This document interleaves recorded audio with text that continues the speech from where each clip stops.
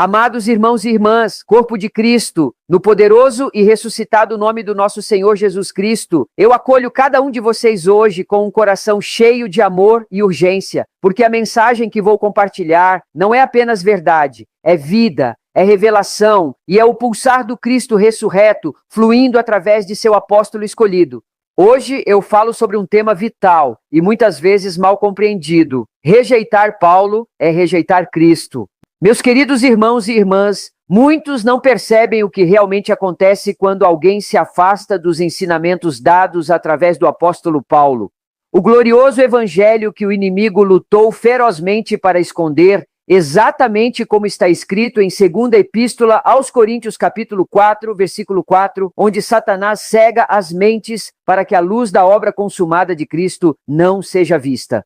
E tantas vezes ouvimos pessoas dizerem com sinceridade, mas com compreensão incompleta: eu sigo Jesus, não Paulo, como se honrar Paulo diminuísse Cristo. Mas ouçam, Cristo é a nossa cabeça, não Paulo. Cristo é o nosso Salvador, não Paulo. Cristo é o nosso Senhor, não Paulo. Cristo derramou seu sangue pelos nossos pecados, não Paulo.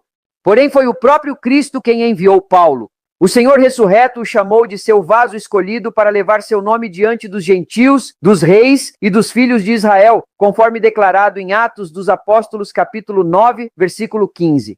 Paulo foi encarregado pelo Senhor de revelar a dispensação da graça de Deus e o mistério de Cristo e de sua igreja, como revelado na Epístola aos Efésios, capítulo 3, versículo 1 do versículo 2, e na Epístola aos Colossenses, capítulo 1, versículo 25 do versículo 27. Cristo enviou Paulo para falar por ele. Por isso, quando as pessoas ouviam Paulo, não ouviam palavras de um homem, mas as próprias palavras de Deus, como os crentes reconheceram na primeira epístola aos Tessalonicenses, capítulo 2, versículo 13. Aqueles que eram espirituais e compreendiam o propósito de Deus, reconheceram que os escritos de Paulo eram mandamentos do Senhor, exatamente como ele declara na primeira epístola aos Coríntios, capítulo 14, versículo 37. Esses mandamentos não foram aprendidos de homens, mas recebidos por revelação direta de Jesus Cristo, como Paulo declara com ousadia na Epístola aos Gálatas, capítulo 1, versículo 12, e ele novamente lembra a igreja de que as instruções transmitidas foram pelo Senhor Jesus, como está na primeira Epístola aos Tessalonicenses, capítulo 4, versículo 2. Foi o Senhor quem o enviou, e, portanto, a mensagem entregue a Paulo era a própria mensagem do Senhor.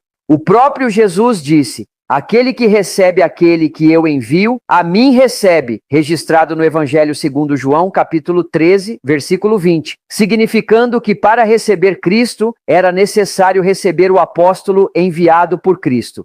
Mesmo assim, nos dias de Paulo, havia aqueles que o desprezavam, rejeitando o seu apostolado especial. Alguns gritavam: seguimos Moisés, outros diziam: seguimos Pedro, outros ainda, seguimos Jesus, enquanto rejeitavam a mensagem que Jesus confiou a Paulo. E Paulo respondeu a essas rejeições em quase todas as suas epístolas. Ele disse com amor e firmeza: sede meus imitadores como eu sou de Cristo. Na primeira epístola aos Coríntios, capítulo 11, versículo 1.